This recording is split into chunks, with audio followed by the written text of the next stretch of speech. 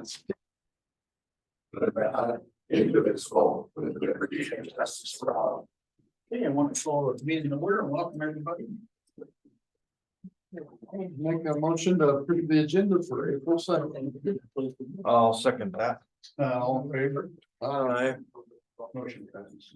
I'll make a motion to approve the minutes for March 26th, 2024. I'll second that. Any questions, changes? Not, all in favor? Aye. Motion passed. Okay, meetings attended, please. I had a quiet week, but I'm gonna pay for it this week, so. Yeah, we was here yesterday. Yeah, here yesterday, I got 2 meetings today or later on today and a couple more next week. Okay. Almost same as Sean, a quiet week last week, but. Okay, all I had was a Southeastern Regional Planning meeting last week. Things moving forward on several fronts. Other than that, that's it. Okay. Public input. Anybody have any public input this morning? I spoke before on this about the windmill people. Has anybody been, and I will ask you from time to time, has anybody been personally contacted by them? Nope. Okay, and you know, Henry County passed a 1-year moratorium on putting windmills in place over there. I did not. They did. They passed that last Tuesday. So we don't have to look at it because I can see it from my house. And I certainly hope Louisa County will keep that in mind, keeping that stuff out of Louisa County. Yeah. I agree. You need to be maybe considering a moratorium. We thought about getting petitions up and bringing to the board, but if they've got a good ordinance, maybe we wouldn't have to do all that work. And I know that Iowa County has stopped them completely, and we're working on getting a copy of that from Iowa County to keep the things out of Louisa County. Because I care about how our county looks, and Yeah, we do too. But the planning and zoning does not have any provisions for wind turbines. that on can the change books. though, Brad. Only if we approve it. Well, I just put more teeth in it's what I want to do. Yeah, but we do have pretty good teeth. We can always do that. If somebody comes in there, we can always change directions, but Sure. right now we have nobody asking, nobody seeking. I just I've been want to be contacted proactive by on it. solar, but I've never been contacted. Yeah, I want to be proactive on it. Yeah. You're gonna be replaced in January 1st, and so are you, Chris, and I just want to be proactive on the windmills. Yep. And then another question is, why was the hearing at 8:30 in the morning yesterday? Why wasn't it like in the evening so people at work could be here? Is that state law? It's our normal meeting time. I don't know. Okay, that's why, because it's normal meeting time. Okay. The only thing on the windmills would be if state tries to run that house file through again and not let counties block them. Right, I think we've got that. And now that's dead, but that doesn't mean that won't flare back up, because that's where the money's at.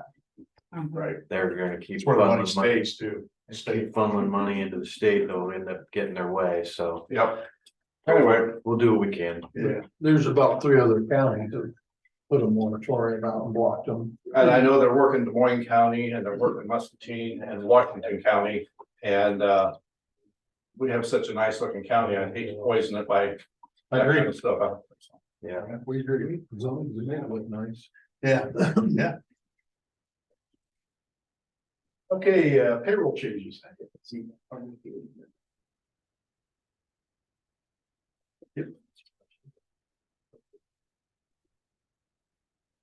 Why is there a blank screen on there?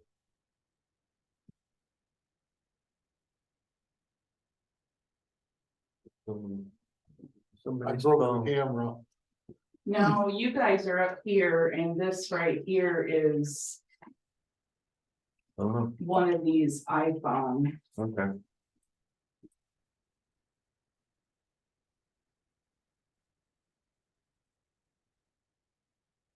It's this one right here that's right there. Great. These are other items on the agenda, payouts.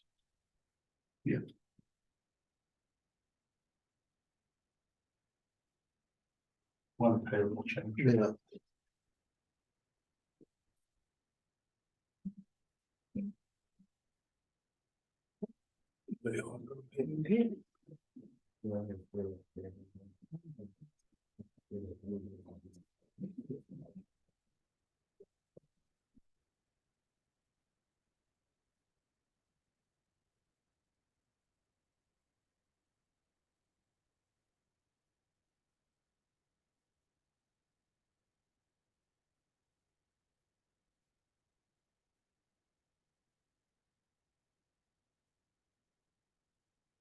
Well, items 8 and 9, those payouts with everything.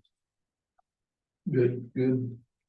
The one is the vacation payout Yeah, for the recorder's office, the other is an accrued. but they're good then, so we can approve them. Or review them, I guess. That's, I figured them, so. yeah. Okay, Selena, did Kimberly have any accrued as well? Or not? Pardon? Did Kimberly have any accrued Yeah. as well? Yes, yeah, Sean said she had. Okay, 16.5 is what it Okay. says here.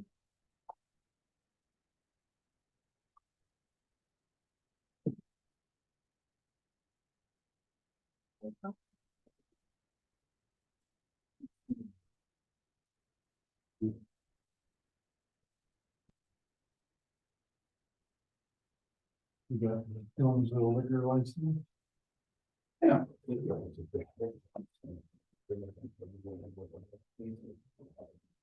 Somewhere.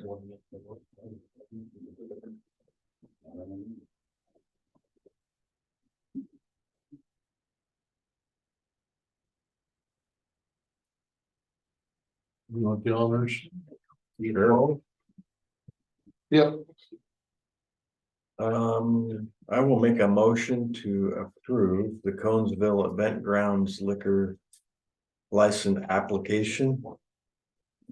Tentative date, April 2nd. I'll second that motion. Any discussion? Not all in favor? Aye. Okay,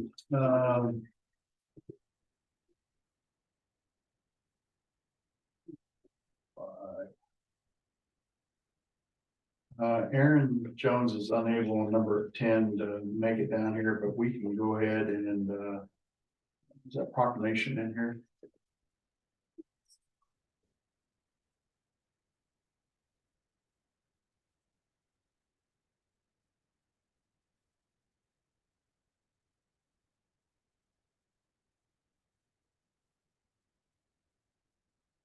I hear you.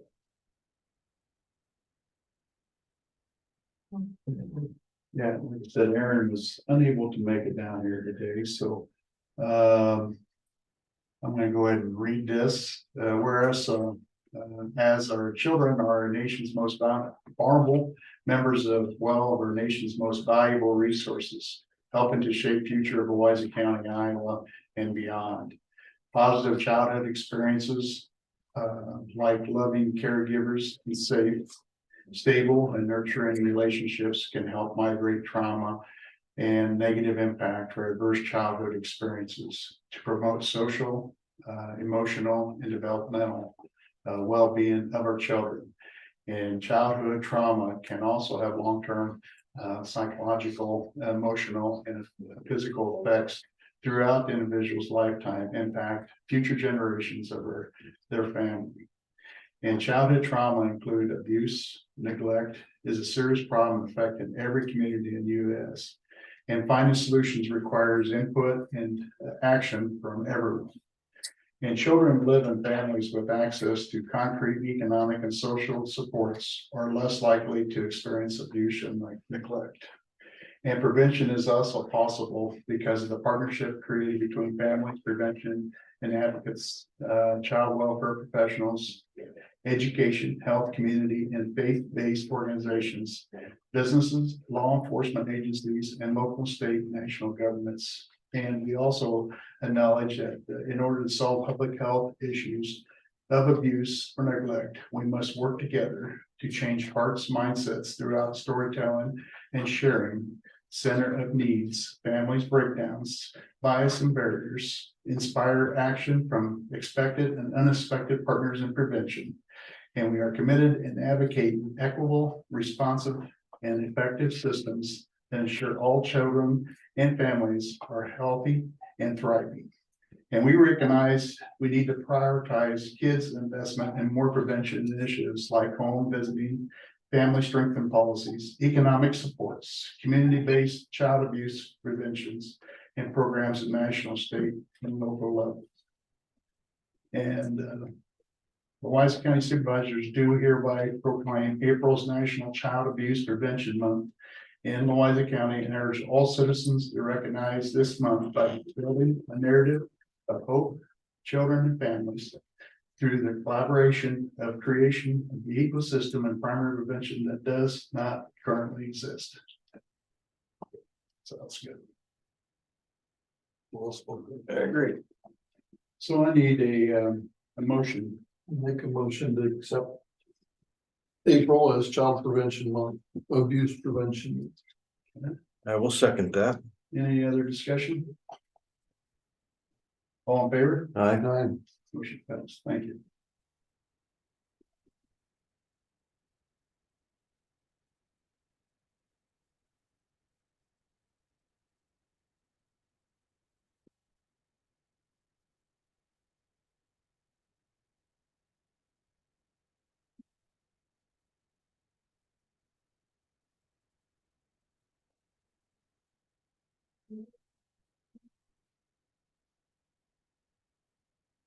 Anyone just. All three of us sign. Yes, you would do, you.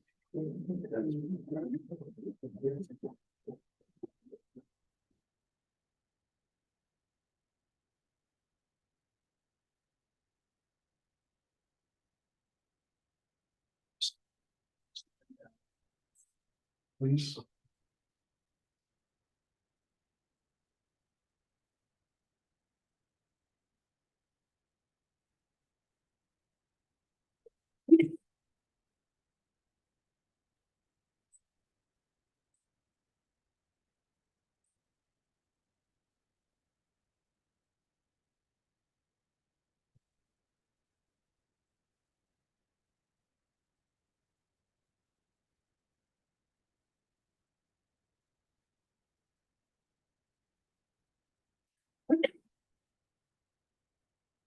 Okay, we got, just looking here. This is stuff, Adam. Job description. We can do that here. Review action, on for the consumption of loan repayment.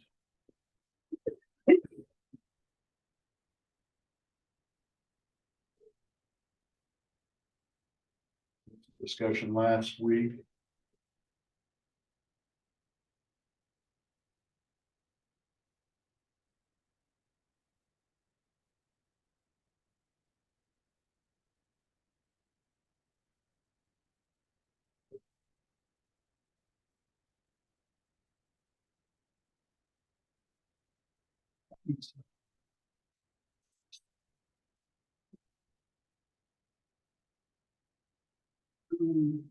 This is for the lease of that farm ground. Which all these that are surrounding, is that one? Okay. And this is. Okay. So that's why. Yeah. It's gonna be like one of these. Mhm. What? What did you say? Right, looking, yeah. That actually, I had asked on that too. That's that lease agreement on that 4 acres. But I guess the surrounding. The landowners have to be on that.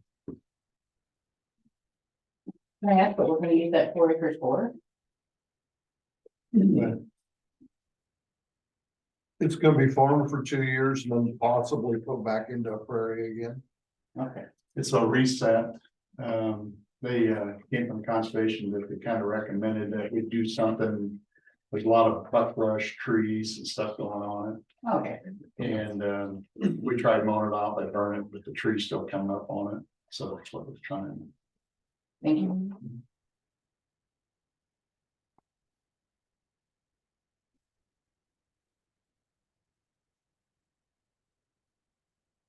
Does everybody know about the tax part of it? That's what I wanted to. The taxable value after rollback is 3707.42 of that 8,000. And then with last year's tax levy rate, just an estimated, it'll be $86 of taxes the county will pay for leasing it. And we found out the conservation land, the family lease has to be fenced, so. Get back on tax roll. Yep. So there's positives to it.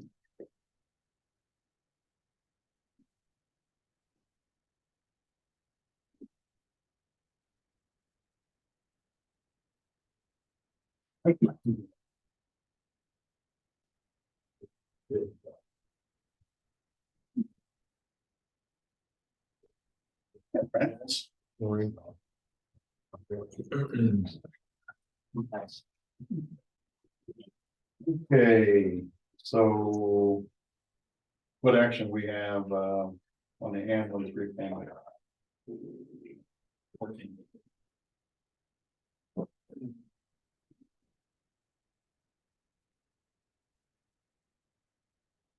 are you looking at me for? What we discussed last week was. To keep $3,000 of their. Loan payment. You know, for a loan payment. There was a talk of 3,000, there was a talk of half, so where do we want to be at? That's who makes the motion and. So you realize that the argument is gonna come up that. They're gonna throw the Wapello ambulance up in your face. That you provided an ambulance for them. What are you gonna do about that? Two different things, really. Okay, I'm One was trying to the, prepare you for what One they're is at gonna a say. cost.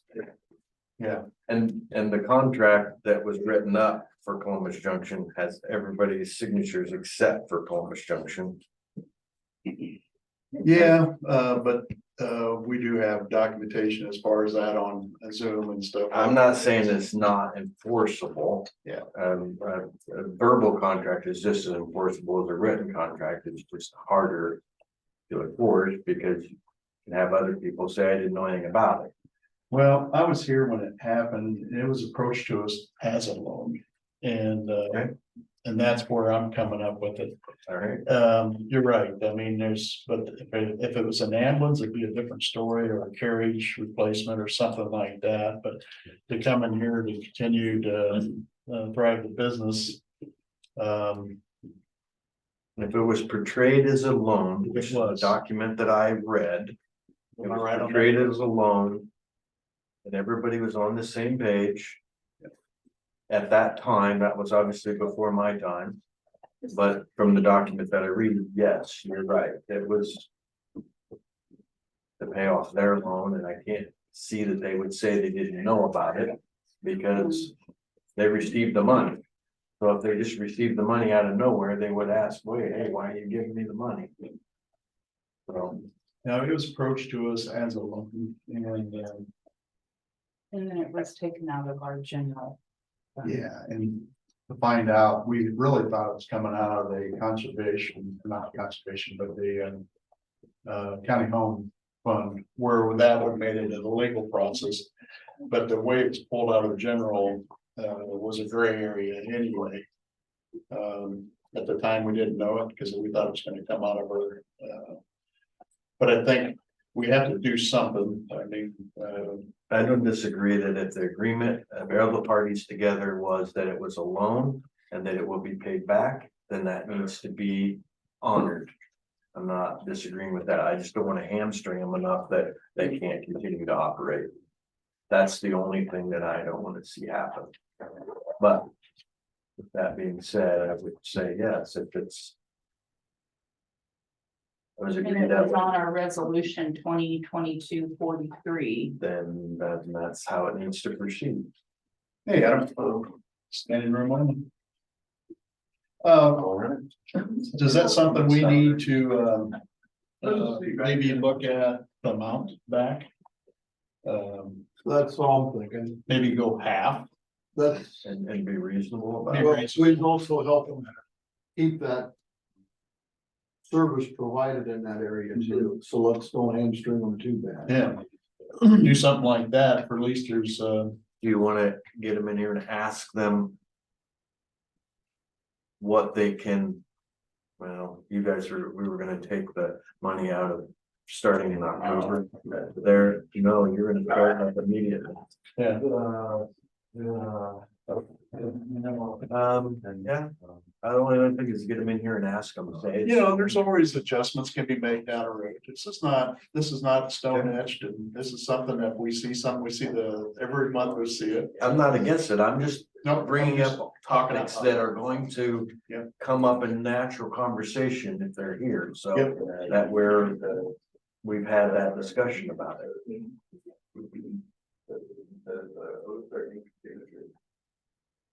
Do we wanna give them a chance to come in and talk, or do we wanna cut it in half? That's our question. Why don't we, For why don't we proceed with having the contract enforced, and then we can decide on the repayment terms. With some discussion with them. You wanna do that? And you remember there was an email from our county attorney, Adam Parsons, who had some recommendations. Yeah. That's true. You wanna maybe let Columbus Junction look at those Let's do that. recommendations and I'd like to have a little bit of input from them. I mean, obviously, we're gonna enforce the contract, so let's have a little bit of input and. You wanna set a motion up and then talk to them, what would be, they can handle right now? I'll make a motion to enforce the payback contract for the loan. With Columbus Junction. Well, Louisa County ambulance, I guess is what it is. Yep. And the amount will be once we talk to them. Half is what they're. And the contract says 150. It was due last. I mean, year. if you're gonna enforce the contract, you're gonna enforce the contract. I mean, Well, I'm not opposed to making it half, I'm just telling you that's the way the contract's written. So my motion is going to be enforce the contract, period. Okay. And then if we wanna make adjustments, we can. Second. I'll second that. Any more discussion? Well, hopefully we can get some more discussion. Yeah, I going think so. with I this. would entertain a good, solid discussion with them and get to the bottom of it. we need to see if Mark's available next week. Yeah, it's kind of an elephant in the room. It's been like that for, oh, he's here now. Speak of the devil. I know, it rained a lot. Just in time. Hey, Mark. Geez, repeat, Margaret. They got a seat all warmed up for you. You might as well do it out front and windows down. Mark, we have a motion right now. We're in discussion on the payback of the ambulance loan. Repayment. And the discussion was talking about like half of the state county's monthly contributions to start paying that back. What's your thoughts on that? One, we'll never make it to October then, and I've already told our ambulance people that we will shut it down. And put them on unemployment, so the north half of the county will not have ambulance coverage. And looking at your last report, how do you come up with that we would have enough? More information on what you last month. And Mark, when would that begin? Do you have a date? That we would shut it down? Yeah. I do not have a date. Okay. You have a gut feeling 30 days, 90 days, 60 days? I haven't analyzed it. Okay. To be honest with you, I didn't know you were having this. Okay. So I quick threw stuff together this morning, so, nobody told me, and I know it's my job to Yeah, look at. we've been discussing it for a couple of weeks and And I don't typically look at, Fine, should have been made aware of it, but that's okay. Well, we're here now and we'll, I only got one of those. That's our checking account statement, so that's $18,000 is all we got in our checking account. Here is guess that's 13. 13. Yeah.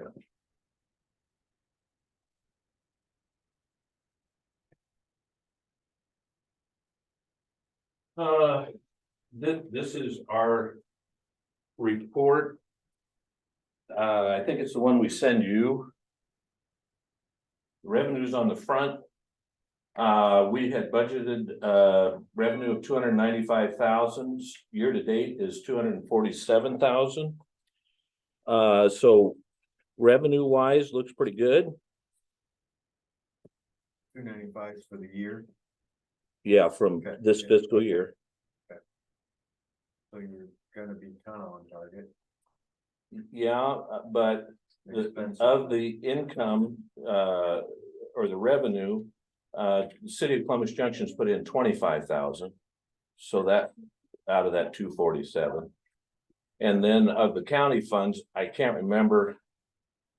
I thought I had it in here, is either $20,000 or $40,000 worth of that income. So you could, it's really 200,000 year to date, which is still ahead of. Yeah, I know, I thought that. Ahead of schedule. Also in our budget, we had budgeted our expenses at 383,000 for the year and income at 295. So we were budgeting a $90,000 loss in the ambulance business to start with. So although our revenue is higher than it should be, and our expenses are actually lower than anticipated, we also had budgeted a large loss. You're currently at a $12,000 deficit, looks like to me. Yeah. Okay. In our other bookkeeping, we were running about a $10,000 a month loss. So if we've got 13,000, you said in there, Yeah. and let's say the other thing, you guys started sending us 0. And I don't want people to count on that because I haven't sat down to figure it out. But if you divide that out, that's about a month and a half.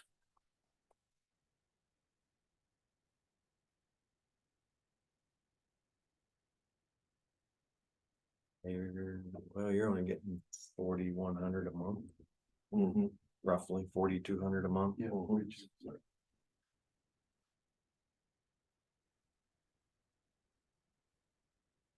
But we'd have to shut it down.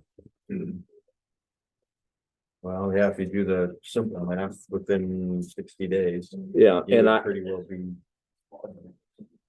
and like I say, please take that with a grain of salt because I haven't had time to sit down and. Well, that's the difference between the cash and accrual, and we had that discussion last week that, you know, cash is actually where you're at and accrual is where you hope to be and. Kind of, ours is kind of a modified deal, and I've got those numbers with me too, but they're a month old.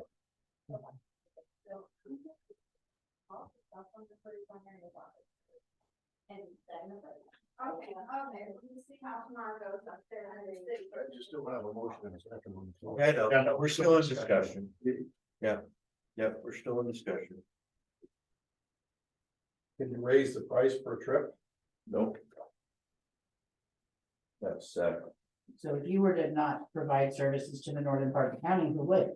don't know. Don't know, That's what pretty much just then die and who wouldn't have any ambulance service. don't know.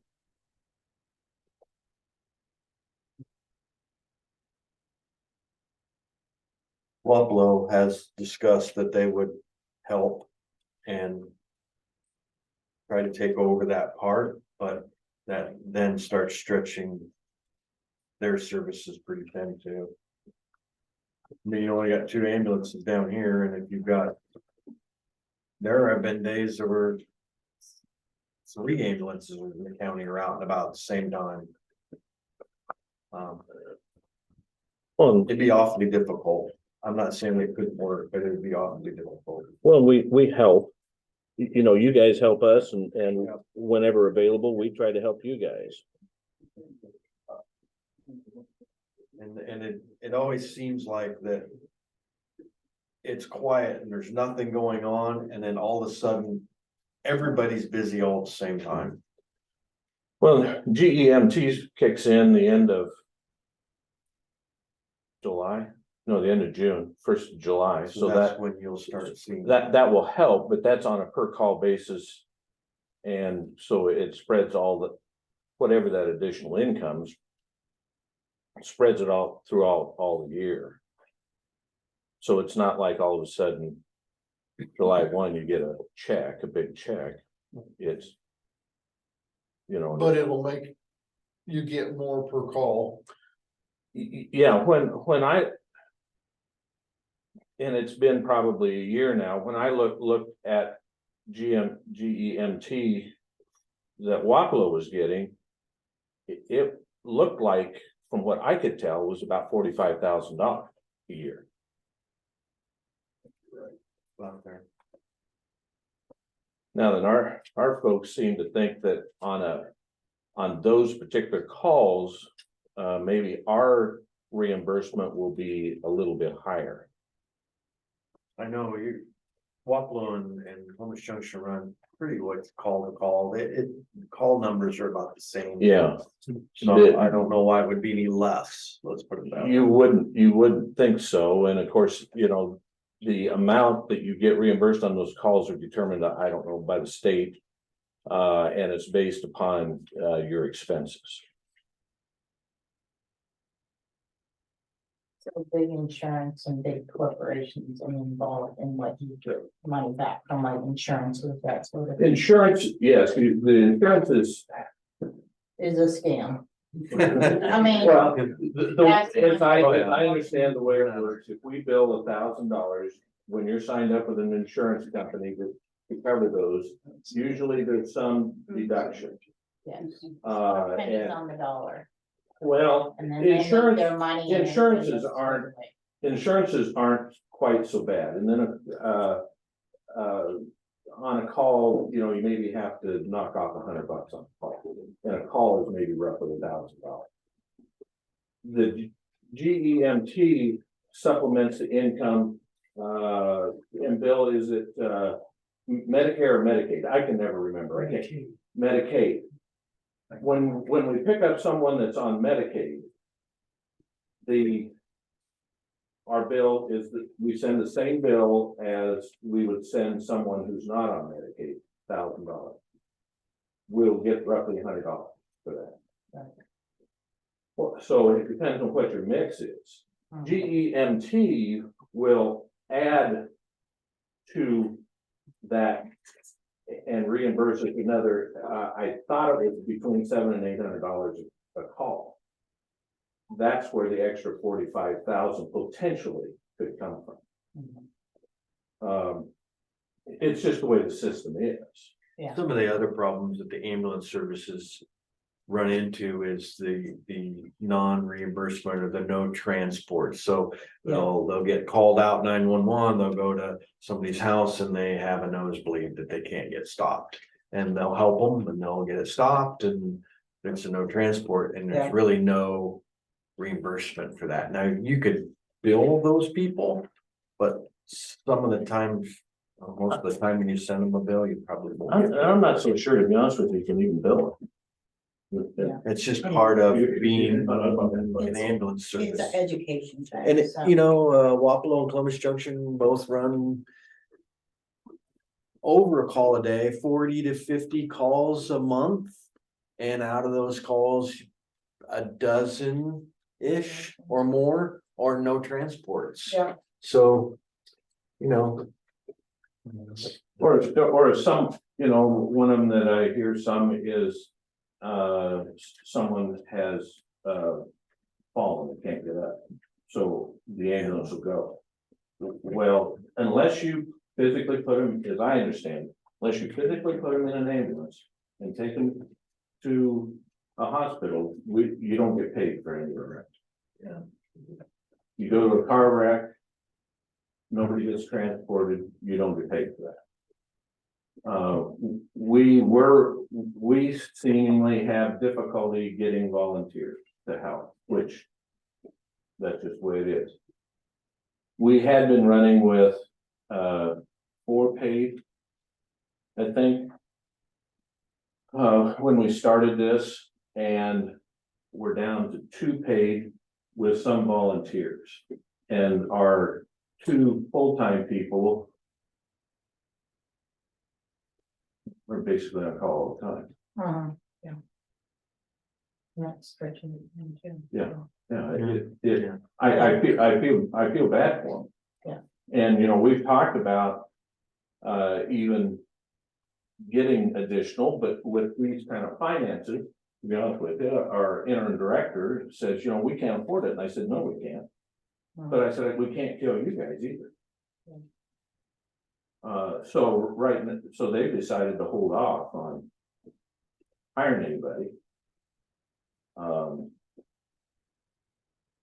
We were gonna try to pay some of our volunteers a little bit more, so at least when Jen needs to take a kid to the doctor, she can at least take time off to go take a kid to the doctor for a couple hours. But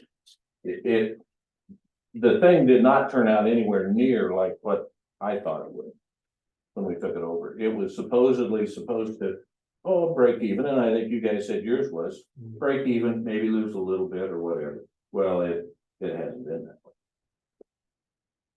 way. We cover Conesville, Letts, Grandview, Columbus Junction, Columbus City, Fredonia, Cotter, and Wyoming, plus the island is what our folks cover. I had some figures in there. One time I added up. Well, and then we've got the 3rd biggest town in the county, Tyson, located 1 mile north of us. That's 1,300 people. We're covering over 8,000 people. Do you get subsidies from Tyson? No. Oh. Tyson is, Muscatine County? no. If we do, it's pretty minor. Tyson's is located in the county. Conesville's not. No, but it's outside the city limits. Right now, shortages have fallen on the city of Columbus Junction to cover, which so far we've been happy to do. Grandview, Letts, Conesville, all those towns I've listed so far, Columbus Junction is covering the bill. So why is Tyson not? I would assume it's no different than the other towns that aren't paying anything. No, their property taxes, they pay their property tax, and in general, that is what pays for the ambulance and the roads and everything else, so. And this new tax, they will be paying part of it starting this fall. So Yeah. it never was considered as a Essential service. essential service in the state of Iowa. That's why it was so tough. Fire trucks, they had to come to your thing, an ambulance, if it wasn't a crew, they didn't have to come to your aid. I mean, it's not essential services. It's messed up. And we're an aging community, and baby boomers, we're all getting older. That's why it's so important that we have services. But the income from this EMS tax won't start coming to the county until October Right. of this year. Correct. Yeah. So, you know, that they don't have the income either. Some have heard me say before the city of Columbus Junction took this over, I didn't even know what the initials EMT stood for. And so it has been a rude awakening learning experience. And everything from what is GEMT, you know, why couldn't we have gotten that from day one? You know, you had to learn all this stuff. Well, how do you go about getting signed up? And, well, you've got to have a year's worth of history on your expenses. You know, I mean, There's a lot of hurdles. there's a lot of hurdles, and you know, and I didn't know on an ambulance call that, you know, again, if you went to somebody's house, just pick them up, if you didn't get paid. I didn't know that. And as someone who used it for that purpose, when I cared for my parents, I didn't know that either. Yeah, most don't. Most don't, you know. most that have insurance or something, you know, even when you go to the doctor, you know, you maybe don't pay a lot of attention to what it costs or anything else. And, you know, you go in and you do your thing and they hand your card and they say thank you and out you go, you know, we don't know what some of this have. That system is totally been broken in the state of Florida. Yeah. You know, so, I mean, there you go. I'm a nurse and I can't even work in the traditional Yeah. health system. I used to work in the ER, so I know about all this stuff. Well, And, you know, I used to volunteer in Portland Fire Department for a while too, so, yeah. It's just a system, it's been a long time coming, it's been slowly degrading. It's just like the mental health thing, when they gradually, you know, closed everything, and then all of a sudden it's a big deal. Problems, yeah. It's a problem. well, and I think in the olden days, you know, ambulances, you know, I know in our town, Stacy Lewis used to have a station wagon parked underneath the funeral home, you know, and Warren and Connie get up and jump in the ambulance and go, or in the station wagon and go figure out what's going on. Well, as the world has changed and as rules and regulations have changed, that changes the methods and the costs, you know, and in everything we do in our life. And ambulances didn't want it. Yeah. I got just. Yeah. In time with that GEMT money, Uh, do you think there would be a chance of us withholding a little bit of that and getting it? I suppose, yeah. I'm putting you on the spot. I mean, Yeah. I think you need to Well- do homework on that or, Well, and I've got another idea, but I'm not sure I'm willing to voice it yet. okay, But we will try to pay back the whole thing whenever we can. However we can. Because the goal at the time was not to get the additional county subsidy. It was, right. but I didn't realize that it was gonna be this wild. The motion, so you know, and I don't know if you know, the motion on the floor right now is to enforce the contract and get payment back, but we haven't discussed the terms. Well, That's the motion that's on the floor currently. well, and I don't wanna poke, but I didn't sign it. I know that, You know, now my word is my word.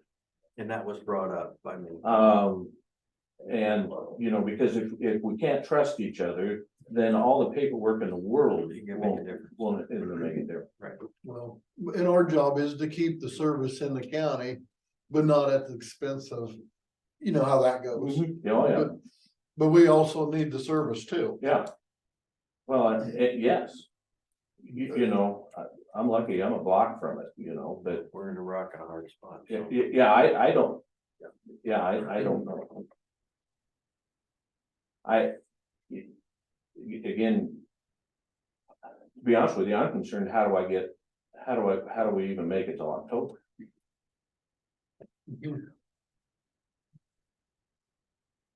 You know, it isn't a matter of. Well, instead of kicking this rock down, I think we need, let's have further meetings. We'll get this motion, just say that, because right now, well, it's not really tabled, but we're gonna work on trying to figure out repayment, but let's figure out what we can do to fix it. Do we need to look at, getting the groups, committee together to oversee this operations, or what's the future? We can't have that, eclipse coming and not knowing what day it is. We need to fix the problem today and make it stronger. So maybe we could do it, some workshop meetings, and I give up any of my time to do it, but we need to have longevity decisions. We can't just put a Band-Aid on it and get us 3 months. Well, and I'm more than happy, you know, we send you bookkeeping every month, as far as I know. I think we need to go past that. You know, you're more than willing to dig in and tell us where to change stuff, more than happy to listen. Do But we need to have? Like we was talking about for county funds, we was talking about having a group of 7 people. Do we need to have that for directions and take you guys completely out of the? Yeah, it's coming down pretty good, but I'm just saying that. We're gonna have to do something because there's a tax coming up and we're gonna have to have people implement it and. It's a burden on the cities to do it. And like, what we're gonna do at Morning Sun, what do we got? We got so many other things. This is not the only one we have to. Each one of the three services in Louisa County are different. Totally. Like, That makes it difficult. They're It's- all covering different size areas, different age groups. different age groups. You know, and of course, at least these two are owned by cities, where Morning Sun is a private. You know, it's, So I think we need to make, once we get this motion finished out, you know, to agree to, there's gonna be some kind of repayment and you work on how you think that's gonna be. But I think we can't stop there. I think we need to, as a group, get that group together and work on what we can do to make it better for Louisa County. well, somewhere I take it there'll be a group put together, that's gonna I just oversee think we this. need to get that going. So the end of April, there's a meeting up in Nevada, Iowa on this essential service. There. Other communities that have done it, they're gonna come to this forum and say what's worked, what hasn't worked. Myself and Mike Delza are gonna attend Maybe and we just should have- get some information. So we're not reinventing the wheel. We're gonna learn from what other people have done. And then I'll bring that information back and then that'll tell us how to put the You group. could have a couple go up also. to- Yeah, It'll tell us how to put the group together and tell us No, more than happy. how to divide the funds equitably. It'll tell, hopefully all of that. That's what I'm hoping. Let's finish the motion that we're just gonna work on repayment. And that's what the motion is. It's not an amount or anything like that. Let's go ahead and finish it. So any more discussion? No, would you repeat the motion that's on the floor, please? The motion is to approve repayment, work on how to get that repayment. Is that correct? To enforce Enforce the the repayment. repayment contract, right? That's my motion, yeah. Okay, all in favor? Aye. That's it. Yeah, we probably carried that out, probably the wrong direction, but I think that was a healthy discussion and I think, Well, I'm more than willing to come, I'm willing to come down every week if you want me to, but. well. I would appreciate, I would appreciate a. Yeah, sorry we put you kind of on the spot today. Yeah, I've been hauling grain, that's why. I'm a little steady. You did good for being put on the spot, huh? Well. Yeah, it was, It isn't the first time I've thought about Yeah, I know. You and me both. it, you know. Adam, I'm gonna wake up, Adam. 9 o'clock, wake up.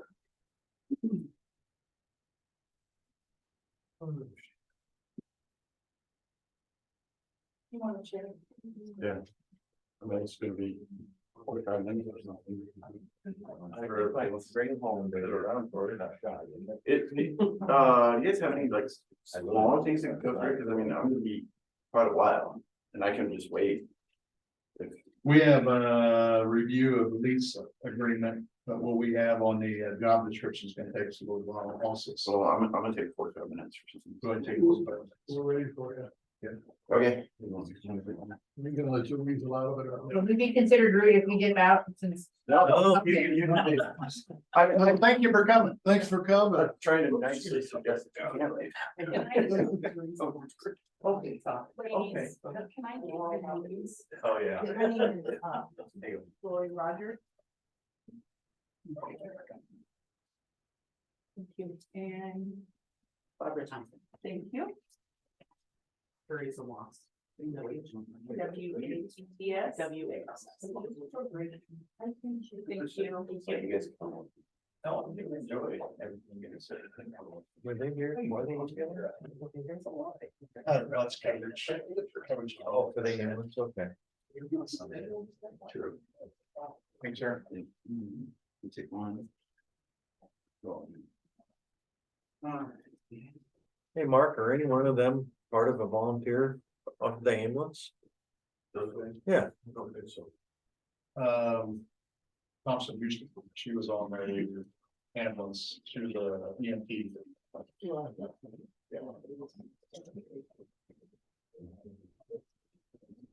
Back with Marvin Thomas and all them.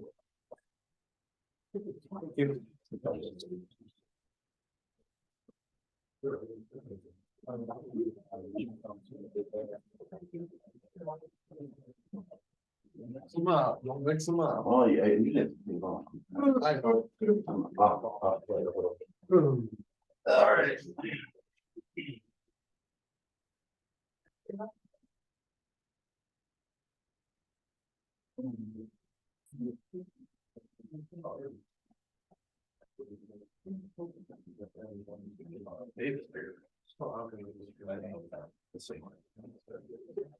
Anyway, if anybody wants one, there's. Okay, I guess we'll go through our regular, update and all that, so, things we've got going on, we hauled a bunch of rock and march. You know, we haul about 14,000 tons of march. Gonna have another busy month of it here in April, hopefully get up to about 97% of our tonnage, and then work on other things, we're gonna do the patching on like that. Here over this month, obviously it's raining. Our roads are holding up pretty decent for what we got so far, you know, a lot of that ditching and crowning that people have complained about is actually paying off to there, yeah, so. Working on that, working on getting, machinery ordered and things like that. Like I told you last week, we got the dump truck ordered from Mack and Henderson. Working on getting our sign truck spec'd out and ordered and all that here too. So that mower that we ordered last year about this time, it's supposed to be here in May. So things are taking longer, but it is what it is, I guess. So other than that, in the office, we're working on construction plans and projects. So I guess we'll jump into the 5-year plan. So every year, in addition to the budget that we have to submit to the DOT, we also have to submit a 5-year plan that shows our construction, whether it's local or local, federal, farmer markets, et cetera. That all needs to be submitted to the DOT by April 15th. So here's our list of projects and things like that. I want to say that the things for the next couple of years are pretty much things that we're already working on for plans and specs and for permitting and things like that. Things years 3 through 5 or more, things we want to do or things we know we're going to have to do, but they're a little bit further off. I do have some things. So difference between construction and maintenance, right? A road, you can overlay a couple inches of asphalt on a road and have it be maintenance. You can do repairs on a bridge and have it be construction. So there's kind of a gray line there, and it's just a matter of how things get done, right? If you replace a big culvert, it's maintenance, but sometimes I include it on the plan as just kind of a, hey, here's things working on. I do have some things. I have a TBD, so they're things that I'm showing as maintenance or as construction, but we may do it as maintenance along the path. So existing projects or things we've done this year. We did the grading and I can't talk in here at the same time. It really messes me up. So things that we've done this year, we did the grade and base project out there on the bypass. We did some concrete paving and industrial coat work. There's already a bad spot on the seal coat work that we're gonna have to fix, which isn't that surprising because those the type of pavement, it tends to fail. You have some bad spots and really we'll close up on all that, but we will get that taken care of here. So, all right, fiscal year 2025, which is June through July, we have 4 projects. The one local construction project is the Hewitt Bridge there on our avenue. It's a single span bridge. It is only 20 foot wide and it's weight limited. Not because it's in that bad shape, it's just because of the design of the bridge at the time. We looked at a couple of options. We looked at going in and doing a pile repair and all that, and that would be about $100,000 to repair what's there and open it up with some more traffic. Versus going in and tearing it down and doing pre-paint colors. We can do that for about $120,000. We've done that in a couple other locations in the county. It's not pretty, but it's effective. It removes the weight limits. It removes the width restrictions for equipment. We often get a lot of complaints or requests, hey, the equipment's getting bigger and wider and all that, right? And we always can't accommodate that. We can't make our gravel roads wider, but if we're doing a bridge, we can try to open things up like that. So that's kind of my calculus, right? If we can allow trucks and things to get across it, that's what we would do there. This would be our 3rd project like this, and they've all turned out okay. So that's number 1. 2, 3, and 4 are all kind of joined together. The driver of that is the G28 and X14 up from Johnson County over Muscatine County. We've replaced the bridge and the approaches and that's all great. But beyond that, the concretes are breaking up. It's about 6 inches of concrete over sand. There wasn't any base, or wasn't any steel in it. I don't know why they did it that way. Joints are 25 or 30 feet long, so it's very strange. So our plan there is to come in and crack and seed it, which basically you drop a hammer on it and breaks the big old panels of it, the smaller ones, which is what we did in Columbus City in that. So it reduces its stress, right? So if a little bit moves, it's just this one spot. It's not the whole thing. So we got about 3 miles there. We are going to widen it a foot. Give us a little better edge going there. So we're 3 miles of that for about 16 or 1.6 million there. I think I'm a little high, but not too high on that.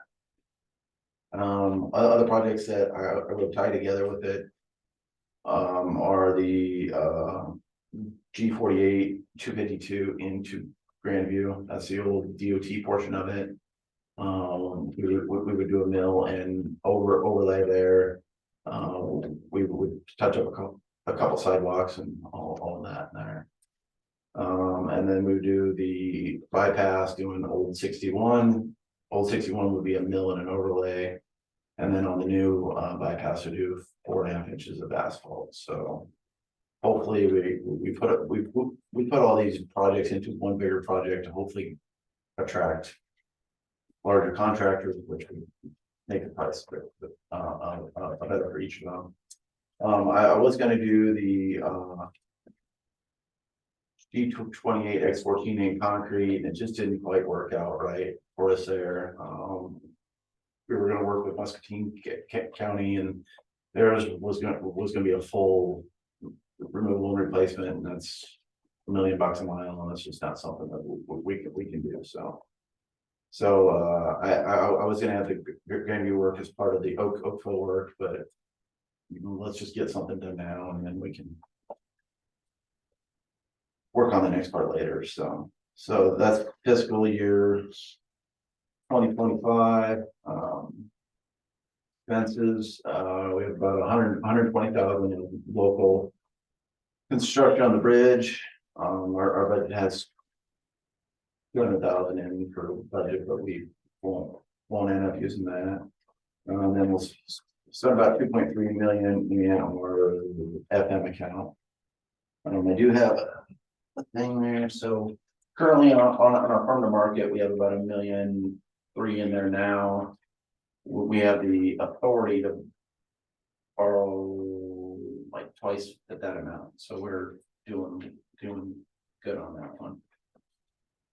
Moving into 2026, first project to be the, let's jump down to Elliott 7, which is the K Road Bridge. I want to do that one as soon as we can in the beginning of the year. Get that bridge replaced, hopefully, so we'll start working on it over the winter of that year.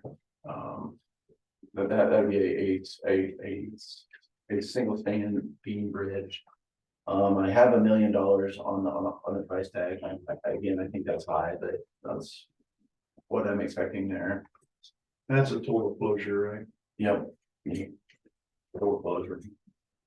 And then late in that year, probably like spring, I would let out the asphalt work. That's the STDG money, or like I guess STPS is what it is. So that is the 99 resurfacing and milling. Also do a little bit of widening. I'm gonna go for some safety funds too to try to widen that out a bit as well. So that's a big project, $2.8 million there. It is from the county line road up to exit actually at the E, which is the next road there. About $1.5 million of that is federal aid. The rest of it is the farm market. While we're doing that, we will also have another project that, but at the same time, but not under the federal jurisdiction. That will be to do some resurfacing in Oakville. So kind of lumping those two projects together, hopefully. And then our one local project is the Union 115 bridge, which is up on X Avenue. We replaced the other one to the west last year. This is gonna be a tanker project as well. Again, you know, it's about getting the bridges open and getting a little bit better, a wider bridge for combines and things like that to go across. So. Again, looking at expenditures, about $100,000 out of local, 2.6 million out of farm market, 1.5 million out of federal aid. Looking at where we're at the end of that year, we will be borrowed ahead about 1.5 years worth of funds, but that's okay. It's okay. So moving ahead into 2027, these projects are a little more are ones that have been on the list for a while, things that we would really like to do. First one is a G36 stabilization, you know, with all the gas plant trucks and all of that up there. It would be nice to kind of do what we did down on 218th and all that, because we've had good results on that. It'd be a really nice project to have. It would take rock off of our budget and all that, but again, it's not something that's critical to our infrastructure at this point. Next one is the railroad viaduct bypass. That's on W66 north of G36. Everybody's been down that one, right? Go down under that and the old railroad. Can't get trucks through it, can't get tractors through it. So the plan there is to go around it. I've had it on the list, and that's something I do want to get working on. I do get some complaints about it as well. So that's a mix of local and the farm market funds. But would probably maybe approach the landowners about buying some land here over the next year or two, so.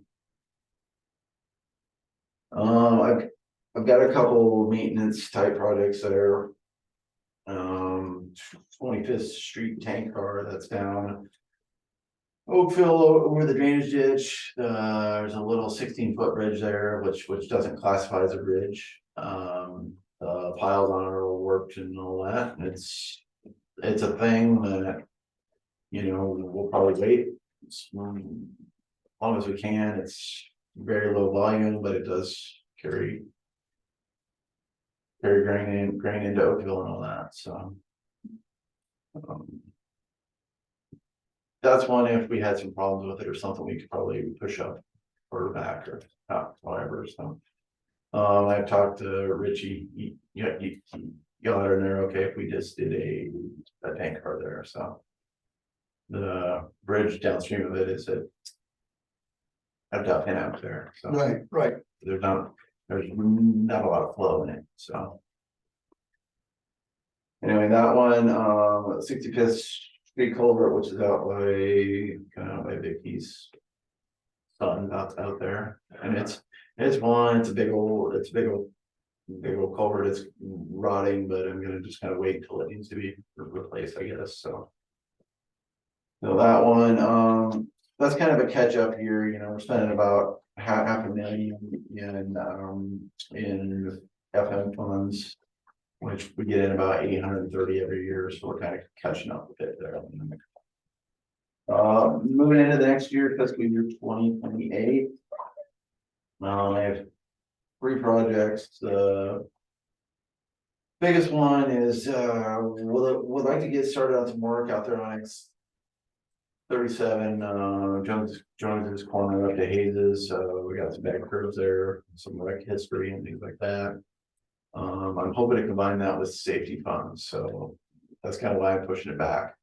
Yeah, there's that at Hayes's, there's that OT there and curves and all that. I would like to kind of flatten that out and straighten it out a bit. But I'm pushing it back because I kind of the county and state is in this we're coming up with a local roads safety plan. And once that is done, it'll have some projects in there and hopefully have us a better opportunity to get some grants and things like that, so. That's what I'm planning there. And that one's kind of fuzzy, but you know, it can move back if it had to or whatever, so. Waffle 14 bridge replacement, that's up there by Virgil 480s, it's been on the list for a while. Bridge isn't going anywhere. It is something that needs to get replaced at some time, but again, it's something that we could do if we had to, so. And then the county HMA resurfacing, you know, when we began this, it was a bigger project. We've kind of been doing some of it piecemeal and here and there and all that. You know, with the potential for changes out there to 100th Street, right? And that could be a change.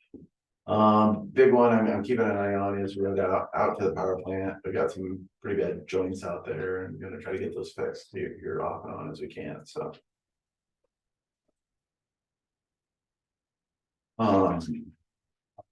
Next one is kind of some big projects, not excuse me. Probably. Bigger projects. I guess the new one there is G62 for the 5-mile lane. We know there's gonna be an interchange out there. At some point, we're suspecting that the county's gonna have to chip in part of that. This is kind of a placeholder thing. We don't know what's gonna happen or when, but we do know that there's gonna be something out there. There's also gonna be some talks with the city. Part of that road is there, so we're gonna have to work together on that. I have let Mike know that something's probably gonna happen out there at some point, so we'll have to figure that out. You know, I don't know if there are grants available and things like that, but again, this is kind of a placeholder for something out there. The other one is Walk 11 Bridge on K Avenue. That's the first one. That's out of town. It's got a weight limit on it. It's got some deck issues. The deck is only 20 foot wide. It's not going to fall in, right? But it's just the limits are going to increase on that, right? Now what it's 40 sometime now, in a couple years it could be less than that as it ages and ages and ages and all that. Which with the interchange or whatever's gonna happen out there, right? That's something that's on my list that. These are things we know we're gonna have to do, but maybe not jump into them until we kind of know what the world's gonna look like out there. So. And alignment of the roads. Yep. So, this is me planning ahead without getting too far ahead on it. That's a local bridge and that's kind of one of the things that really, in terms of our secondary road balance, right? These are the projects I want to try to keep that up for because there's no outside funds for it. I had applied for a grant a couple of years on it and I will always keep on doing it, but the chances of getting a grant are pretty thin, so. But it'll probably be $1 million bridge, just like the K Road Bridge. Yeah, and it's kind of at a skew and all that, and I looked at, well, if we. We got two bridges about the same length, right beside each other, but I haven't. Thought that far outside of the box and maybe combining them into a bridge or not, but that's. Just the thing I'm taking a look at here, so. So I guess for funding, we get about $830,000 in a year. That's about $1 million worth of, or about a mile's worth of pavement in every year.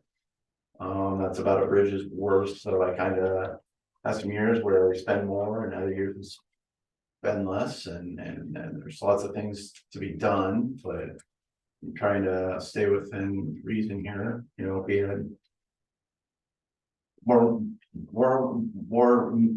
money on a couple of these bridges that were going to a tank car, I wouldn't do that, right? I would replace them with the actual real bridge because those are, I mean, they function better, they look better and all that, but we got some roads that only have 30 vehicles a day, and if there's a choice between closing it down or doing something that maybe doesn't look great, but it works.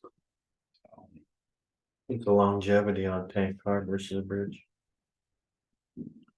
They'll be here until I'm gone, so 30 or Them 40 tanks are years. 5/8 thick. Yeah, So, so I have to take a crane and put them down. But But isn't a bridge 50 or 60 years Yeah. longevity? yeah, So you're gonna double the life longevity. maybe. yeah, I mean, a bridge or a tank car, using our forces, we can do it for 100 grand versus if we hired it out and build a real bridge, it'd be 400 grand or something like that.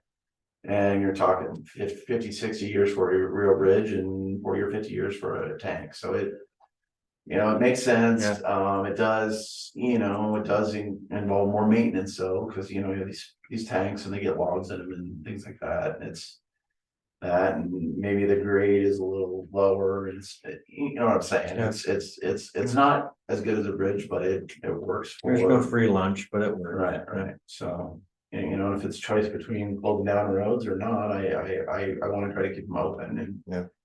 And best we can here, I had two of them in the plans for this year, but we don't have as many guys, so we're kind of trying to stretch it out and get things done, yeah, so. How many culverts was in the county? You give us that number. What's that? Total culverts and water crossings in the county. It was Well, there's 122 listed bridges, right? That's anything that has a span of more than 20 feet. So if you have 3 culverts that are 20 foot apart in series, that's a bridge. So there's 120 of those. And so you're thinking, well, the age lasts 50 years, 120 divided by 50 is about 2 of them per year. So I feel like I have to keep moving on some of them. And on some of these, I'm kind of picking the cheaper ones that we can kind of make some progress on. Versus fixing them for 10 years and have to come back again, so. That's kind of what I'm thinking, do you have any comments or any things on that? I did look at, for vegetarian reasons, switching over. You can use your farm to market funds to buy rocks, to buy rock, not rocks, rock. A lot of southern Iowa counties do that, because they just don't have the funding. But I've talked to a bunch of them, they said it's kind of like a drug. Once you start on it, you can't kick it, you can't kick it. And yes, we are a smaller county, we're 24th or 5th smallest county, but we've also got a lot of pavement. We've also got a lot of big bridges, so I can't steal from bridges to put rock on the road, so that's kind of my big picture thing that we've talked about every year, right? So. What can we do to put into when we do our paving? Over the years, we've made mistakes by using a short paver. And a shorter drag on it where you get the. Can we, cause it seems like we always get caught up in that. Yeah. And our roads are nice, but as soon as they go through a freestyle, then we have something that's a whoop to do. The classic example of that is south of the golf course, right? Yes. I mean, the pavement itself is fine, but Yeah. well, I believe that was done at a time before we put bars in every joint. Gotcha. And that's something that we do now. We have bars in every joint. Problem is it pushes our cost of paving, from $500,000 up to 800,000 or something like that. So yeah, I don't have a lot of concrete paving planned. I would love to do more. My biggest concern, whatever, long term is, west of Wapello, going out to Morning Sun, Lyman, all that. There's a lot of 1970s and 80s paving out there. And once all that goes, man, that's going to be a lot of work there. Bridges on paved roads seem to be okay. We've done a pretty good job of keeping up on those and all that, but it's long-term paving projects out west and local bridges that are the thing. The other oddball thing, of course, is the paved shoulder trail that I have to fix here at some point. So, any questions about any of this, or no? If you're walking 14 on.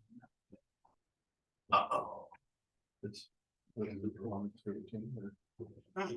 Well. Oh, 15, I'm sorry. See, I thought. Yeah. There was a motion on it to send those.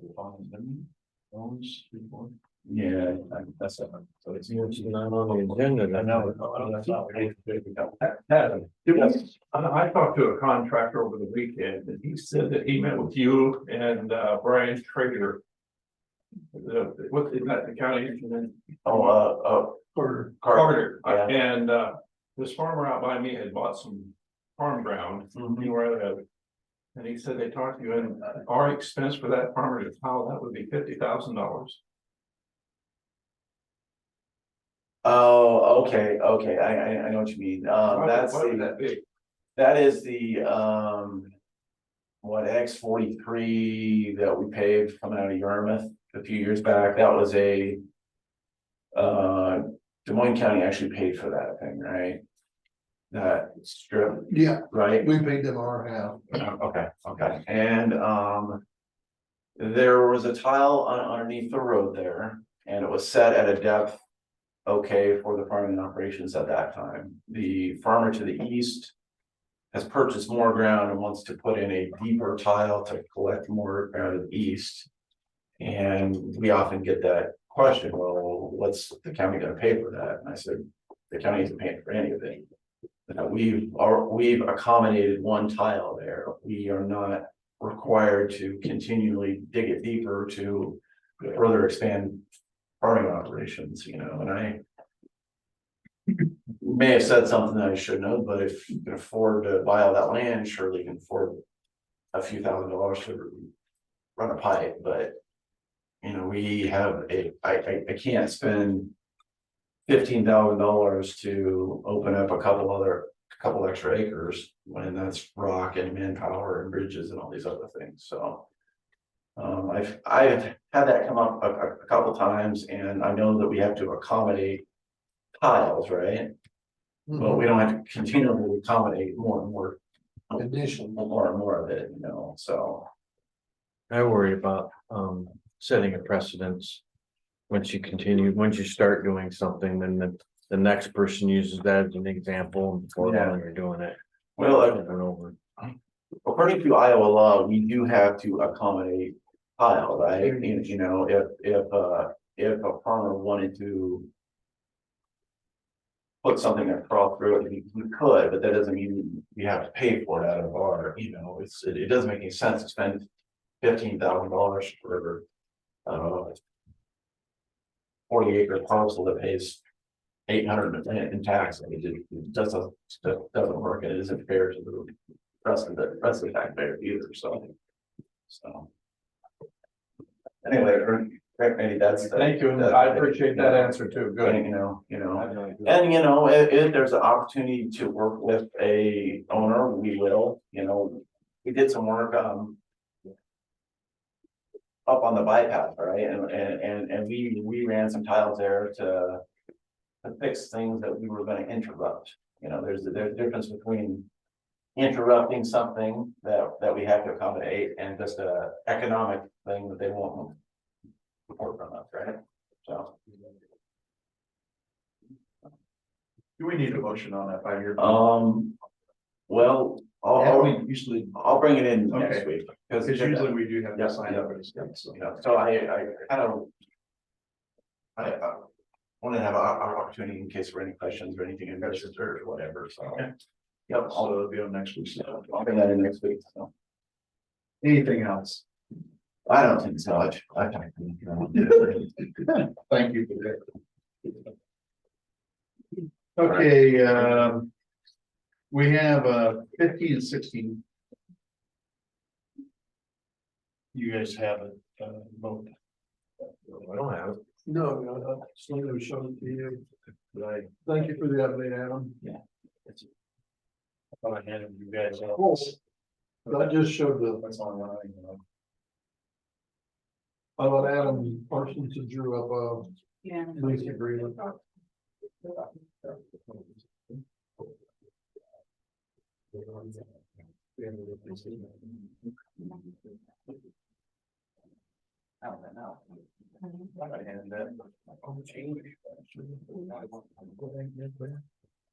That's it. Yeah, so you got it. I thought I wrote them all that way. I don't. Just this one page. There's two. The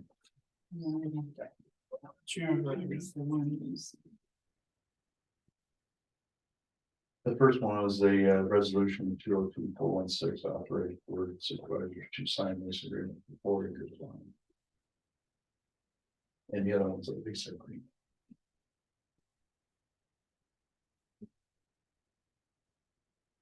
There's no, length of term on this. Let me read this one. It just says we're gonna do it, but it doesn't say.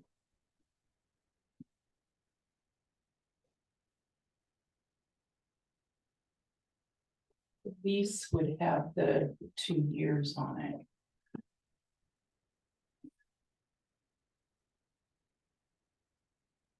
Mike, what we put in this back page will determine that. Shouldn't it be on the resolution though, too? Or not? Resolution's just saying we're doing it. Doing it, The yeah. contract is the contract, All right, the bigger part. so resolution is gonna put us into the contract, right? Yeah, right.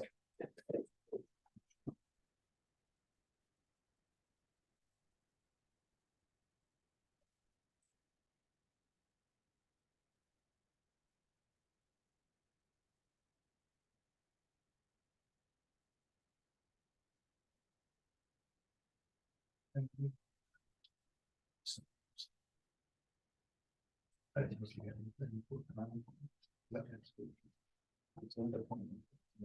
I guess we discuss that afterwards. Coming right in. Yeah, it is.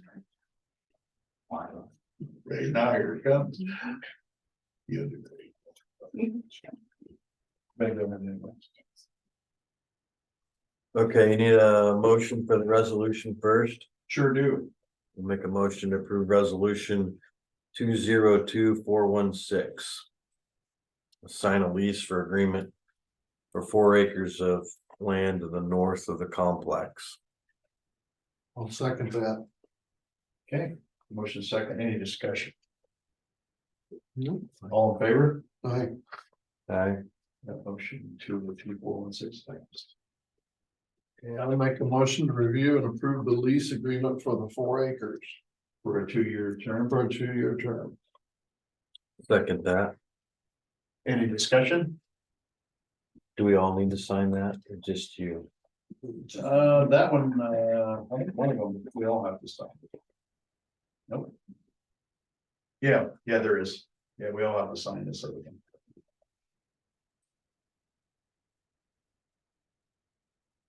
We do the all in favor, Mark, Bill? Yep, all in favor? Aye. No, mine don't let me do. That's all right, that's all right.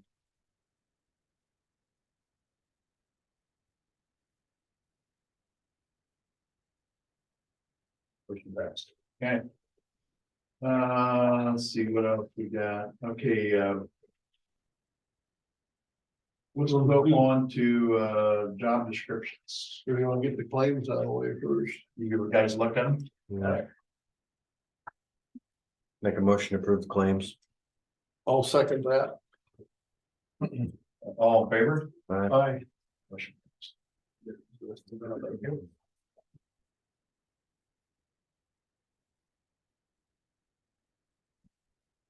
Okay. Let's put this.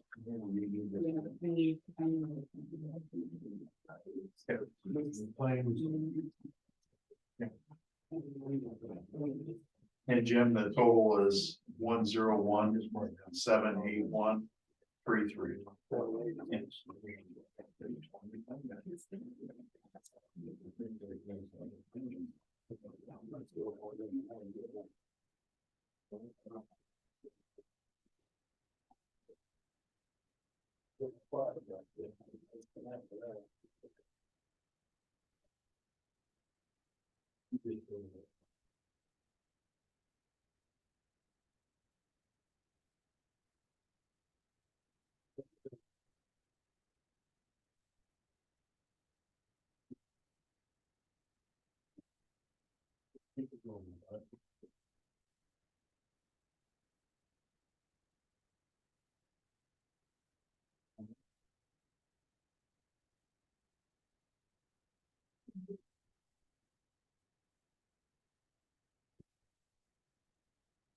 Okay.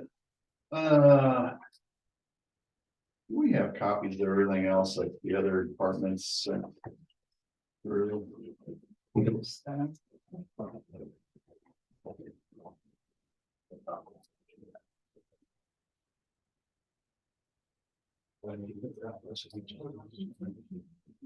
Looking for this, that no man was. I was gonna want to have community trace on it yesterday. Okay. You want to start with that? Sure. You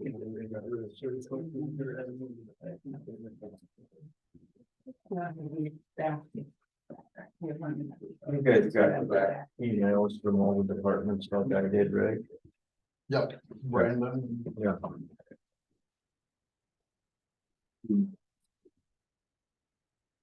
Got Cindy's email too. Cindy's email. Read that. Yeah. Yeah. Cindy was Kind of give some history. Cindy said that she's the one that wrote up that.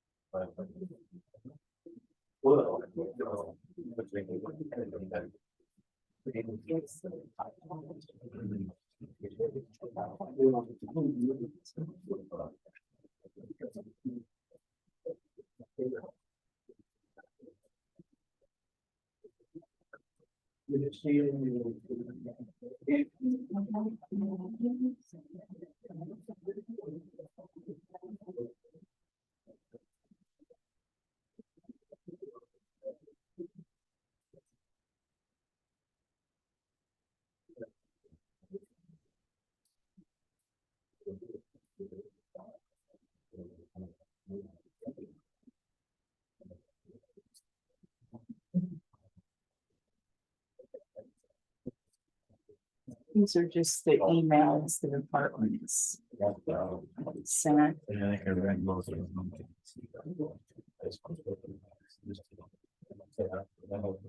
We did that, even on the size.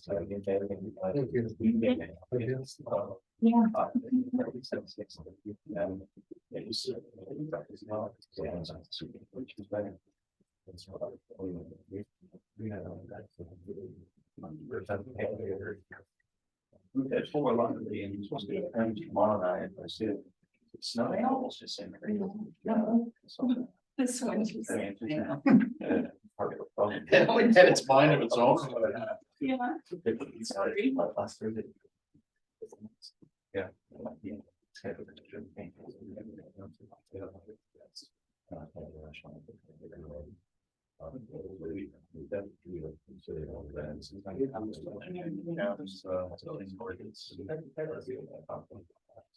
Oh, it's so. I see. Again, so yes. They tore that all up. Yeah. It was cool. But they had. That's fine. We've got city hall on deck. Say what? Yeah. I'm. Because I was you know, if you get rained out or snow. You just gotta kill it, they don't know where it's going to be. So then when you get a chance, you want to wait for it. And fix it. You want to know where in first order. I'll check one person saying that your papers, and he go. Scheduling conflict, they weren't able to do it. Who did that? Ron. Passive aggressive, so that's 2 hours in this grade. Yeah. You know, might have it in there. I hope it reflects it. Depends on how fast. Please, you know, you miss it.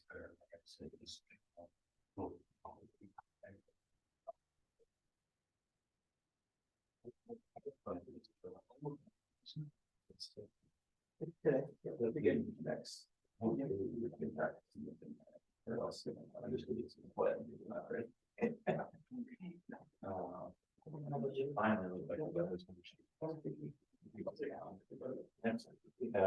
we got enough paperwork, we start. Next we start this. Would you please? Yes. Okay, regarding, number 13, review and possible action for updated job description for maintenance / janitorial. I reviewed the cleaning list with Tracy yesterday. And we went through, and I'll just kind of break down what according to the emails I've received from departments, what I'm thinking that Tracy's new job description could be. And does everybody have a copy of this Okay. So I, you know, and I just say, we were, I didn't know how to respond to an email, I guess, on that. I didn't send you one because you're doing your own cleaning. Well, I'm not saying that we're doing anything, I'm saying that if we had to, we were on.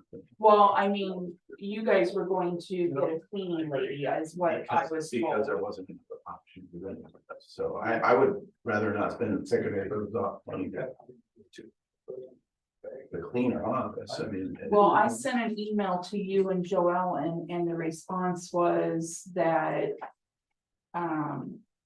Tracy was not needed out there. I can get the email. Was that when he came, he didn't do a job, that's what we were saying, so. Okay, well, this is a whole different issue and I'll just let, So I guess if the cleaning person is available, I would rather use that.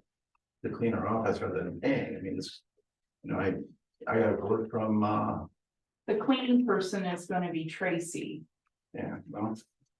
I don't know, I guess I don't wanna spend our budget more than anybody else wants to, and if the county's gonna have a cleaning person, I at least like to see if we can make something work.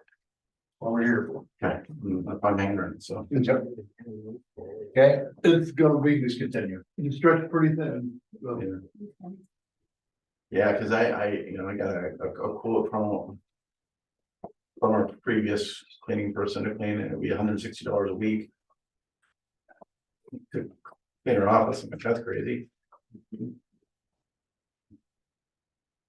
Hey, what paper are you on, Selena? I'm on the Louisa County Cleaning, Okay, the daily, yep, they'll sweep halls, bathrooms, men and women's, mop hallways. And clean the upstairs bathrooms, refill toilet paper, paper towels, wash mirrors. Basically what it's been doing now, fill soap dispensers and dump garbage in by the water fountain and the garbage from the cart. He'll take to the dumpster, fill the cups, straighten chairs in the hallway, wipe down stair railings. And then it goes down to the break room. He empties garbage every week, or excuse me, every day, and vacuums weekly. Then weekly or when needed, check windows, corners, walls for cobwebs. Sweep and mop the steps at least once a week, defrost freezer. Soda cans by the soda machines, he'll continue dumping those. And chairs in the hallway up and downstairs, he needs to dust and wipe down when needed. And clean front and back door windows as needed. Clean vacuum filter monthly or as needed. And then Mondays, he would vacuum and mop the front of auditor's office. The floor, just the floor that needs mopped in the front. And he empties our garbage every afternoon. At the annex over here. Kurt, Brian, and Cindy have said they will clean their own offices, but Tracy will vacuum the hallway, and I do need to talk to them about the bathroom being clean.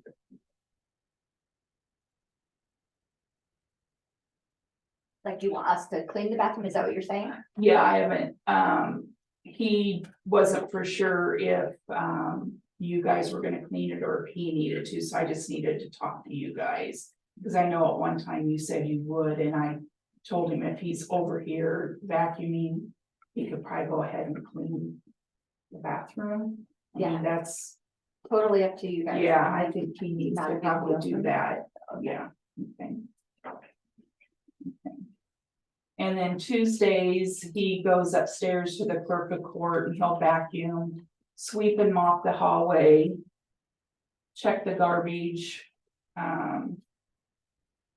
Again, make sure that chairs are all straightened and empty the garbage in the offices and clean the bathrooms. And he says right now he does that before 8 AM on Tuesday.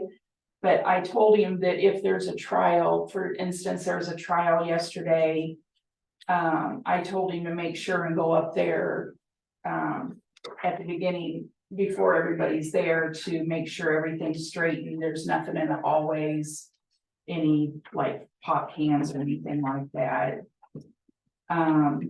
Wednesday is the recorder's and treasurer's office. Recorders, he said he usually opens the window shades in the back, which is Tammy, are those iron windows? Yeah, yep. Okay, and then vacuum and sweep and mop. And he said that in both those offices, he dumps their trash in the mornings. And then let me grab Vicky's.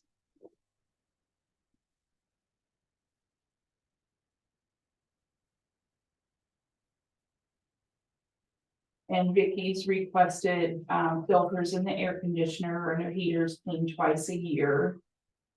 And windows cleaned at least twice a year, and the window sills cleaned them as well. And the pop inventory checked and filled in pop machines once a week. And I believe he's currently doing that. Available to assemble office equipment or furniture when needed. And then he is available to help bring boxes down from the attic or boxes of paper to the office.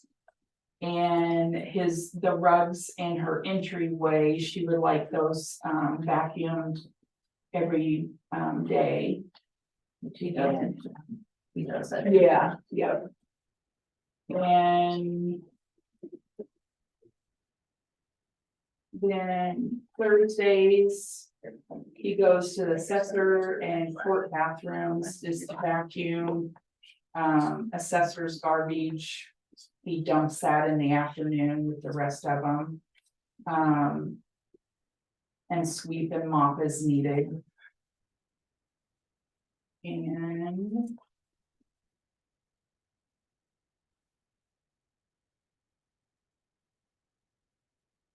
then I will have to get with Adam and Joellen regarding what they want done at secondary roads.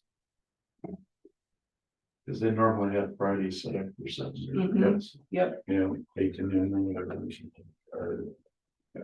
I'm wanting this. And then, of course, he has his own job description, and me and Tracy reviewed that, and it's just basically what he goes over and does now, like with the yard care, snow removal.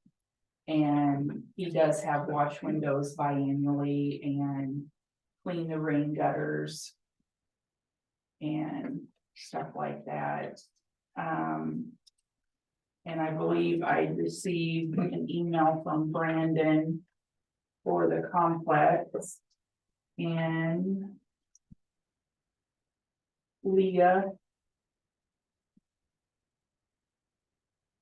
from Public Health. For the complex on the sheriff's side, weekly on the sheriff's side, sweep and mop the hallways, lobby, offices, and the complex conference room, and vacuum the carpet areas, check bathrooms, clean as necessary. And Brandon had down that they will do their own garbage. And jail and dispatch, they said they don't need any of his services.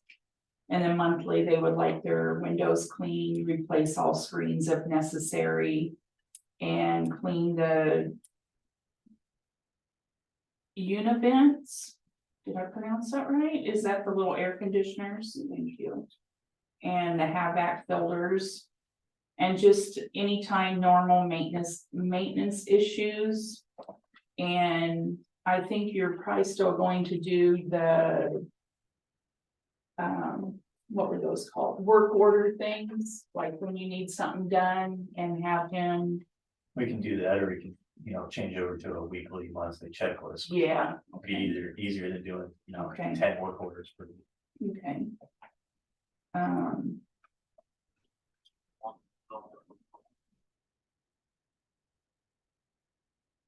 And it looks like conservation has been doing the weed removal and mowing around their office. Around all the offices, Pardon? Out there. everything, Okay, Including the courthouse? not for us. Okay.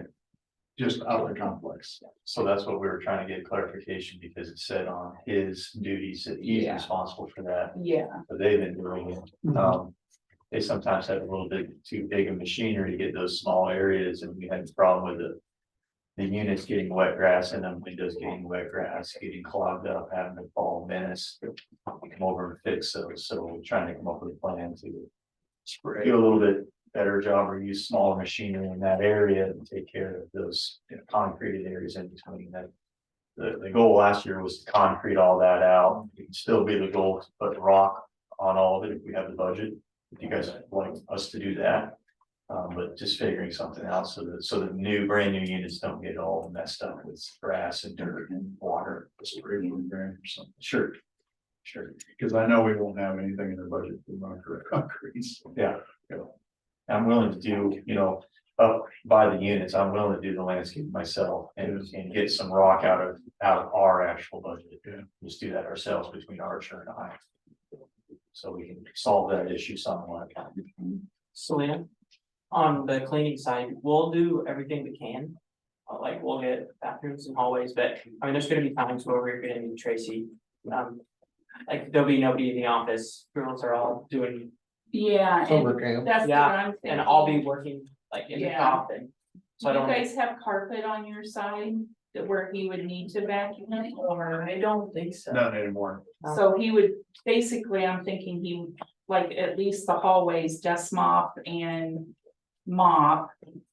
And like your high traffic areas, like when you come in the front where Danny sits. Sure. I'm thinking like if you have a rug there or something, he can vacuum that while he's out there. I mean, again, we'll do the best we can, but there's gonna Yeah. be times we're good. Yeah, but if he's out there, I'm thinking he could have time to do those high traffic areas. What do you guys think? At least go down the hallway and check. Yeah, So It needs to do it. we need to take this information now and change this out because Yeah. a lot of this stuff. is- yeah, a lot of that stuff is, repeated and it just needs to be updated. I think if we put a schedule out for Monday through Friday, and then like I said, there's gonna be times like when he mows, the days he mows, or the days it snows. This is going to be moved to the Yeah. following week, so. That need to be put into a checklist form where. That's what I'm thinking. Yeah, Check and marks, and then every week he turns his sheet in. Yes. That way, if we go back and we get a report that Yeah. this or that's not done and it's check marked, then we can say, hey. It's check marked, but it didn't get done. What's going on? Or, Yeah. yeah.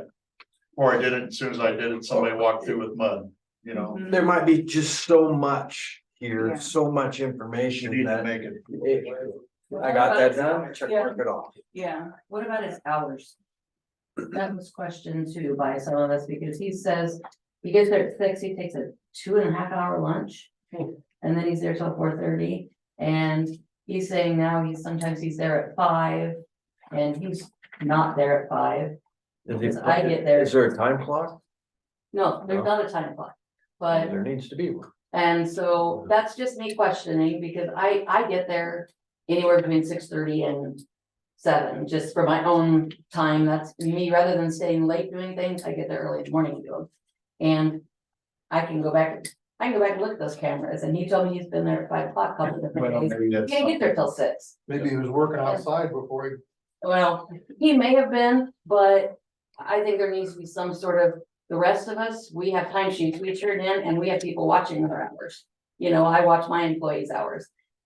Who's watching his? He's his own department, and I think he gets a lot of comp time. I'm just questioning this. I'm not saying he's doing anything, but I don't know who's watching.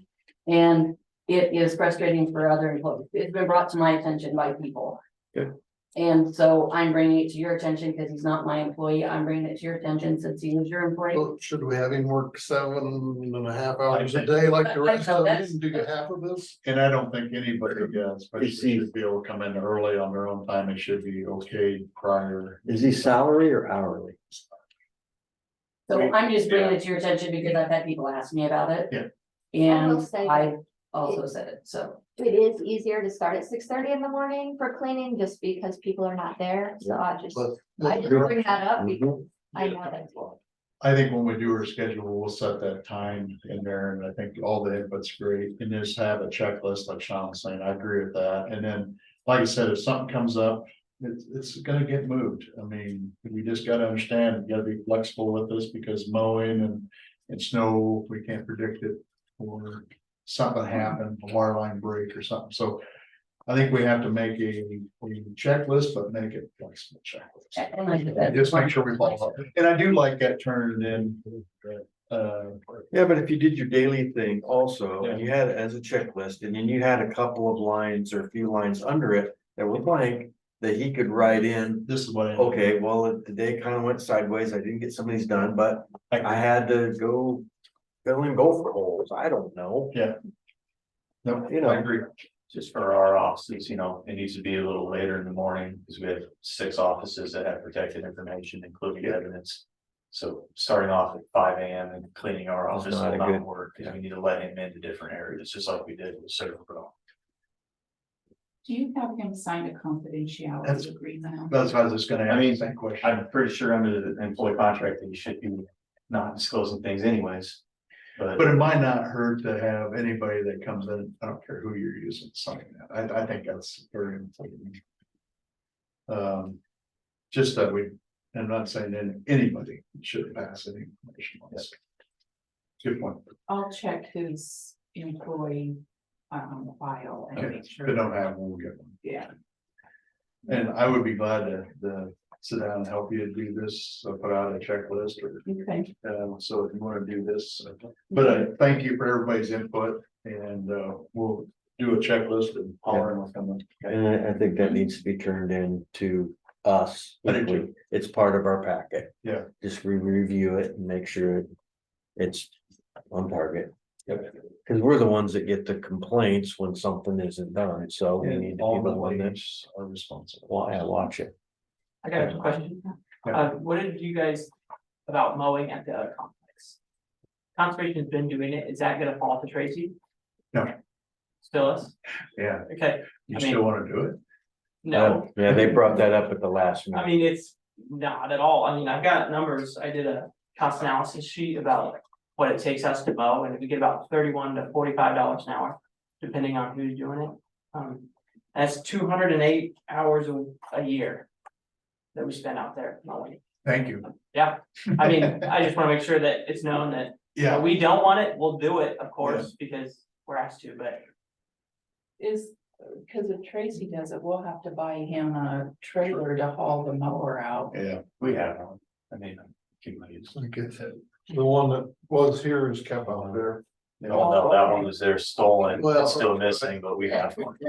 Well, I seem to remember, we're all being, with less guys, we're all being asked to do more of our regular jobs and then to mow the complex. Yeah, but it's going clear down. Yeah. Everybody's got to pitch in. I know people do have free time. I mean, they're not, got their nose to the grindstone. This is the time we can't have people really backing out of what we used to do. We're in a tight, and then we're gonna have to be until we can figure out what to do, so. That's understandable. Yep.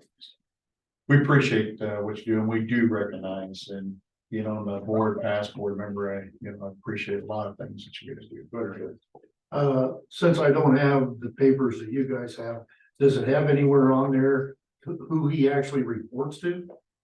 Yeah, it's set up to Selena's, that's the way it always been set up, and I think. Well, it sounds like he's got like Reports to. 10 different offices that he reports to, and that isn't gonna work.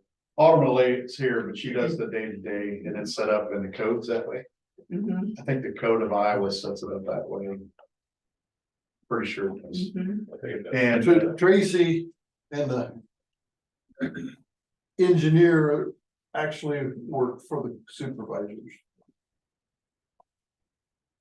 Are hired by the supervisors. but you guys are, there where he does his work every day, so that's where she's she's the go-between. supervisor. Good question, but that's the way it's set up. And that's the way it, if you look at the supervision works under the auditor and the board of supervisors. So I don't have a copy of that job description, but is there anything at the end that says that any other duties that may become available? You just didn't bring that up. It's That's why I not, asked it's not about that. inclusive and it So can this be would be changed and duties listed above are not intended as only as illustrations of the various type of work. Omissions. The job description does not constitute employment. Yeah, it's all in there. So, and then once we set this up, if somebody has a different direction, I prefer that people would go. Do, you know, we have a different direction. After we make the list, everybody will look it over, we understand it and follow along, but. We do have to get it down to where he has one person to report to and not hold 10 different directions, so. well, and that doesn't mean that after a month or two of this, if we need to tweak it or change it, we can. But we need that It's a info. working document, we can change it anytime, so we just we need to do better job as supervisors to review. People and let them know where we need to improve. We always let things go to a boiling point and then we get involved. So, bad on us. Hey, is there any other business brought forth? Move to adjourn. Okay. Second, adjourn. Thank you. I think we can take the third Peter and scroll.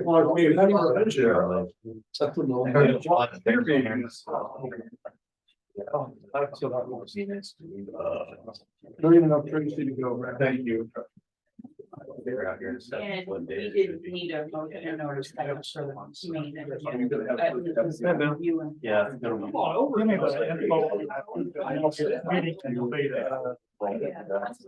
Yeah. I'll try to wait a little bit.